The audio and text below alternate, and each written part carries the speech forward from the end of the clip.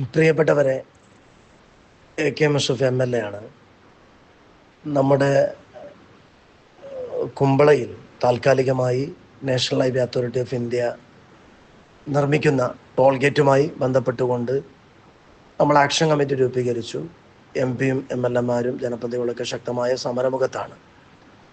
അതിനിടയിൽ അതിൻ്റെ action committee യോഗത്തിൽ തന്നെ ഞാൻ സൂചിപ്പിച്ചൊരു കാര്യമാണ്, നമുക്ക് നിയമവിദഗ്ധരുമായി ആലോചിച്ച് കോടതിയെ സമീപിക്കാനുള്ളൊരു തീരുമാനം. പലപ്പോഴും പലരും ചോദിച്ചിരുന്നു എന്തേ ഇത്ര വൈകുന്നു എന്ന്.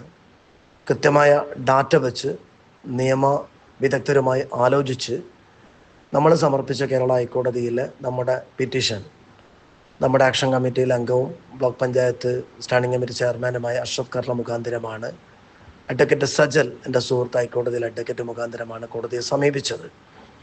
നമുക്കപ്പോൾ തന്നെ ഒരു ഭയമുണ്ടായിരുന്നു, ഇരുതല മൂർച്ചയുള്ള വാളാണ്. ഏതെങ്കിലും രീതിയിൽ നമുക്ക് ഓപ്പോസിറ്റായി ഒരു തീരുമാനം വന്നാൽ പിന്നെ ഒരു വഴിയുമില്ലാത്തൊരവസ്ഥ വരുമെന്നുള്ള ഭയം നമ്മുടെ മുമ്പിലുണ്ടായിരുന്നു. സർവശക്തൻ്റെ അനുഗ്രഹം കൊണ്ട് നമുക്ക് വളരെ നല്ല പോസിറ്റീവായ ഒരു വിധിയാണ് വന്നിരിക്കുന്നത്. ഞാൻ ഈ ഗ്രൂപ്പിലെ ഓരോരുത്തരോടും ഇതുമായി ബന്ധപ്പെട്ടുകൊണ്ട് കൊടിയുടെ നിറം നോക്കാൻ നമ്മൾ ഒറ്റക്കെട്ടായി ടോൾ പ്ലാസ വരരുത് എന്ന ആഗ്രഹത്തോടു കൂടി ഇവിടെ പ്രവർത്തിക്കുന്ന ആളുകളാണ്. തീർച്ചയായും ഇതിൻ്റെ ഓരോ ചുവടുവെപ്പിലും കൂടെ നിന്ന് അവരോടും നന്ദി പറയുന്നു.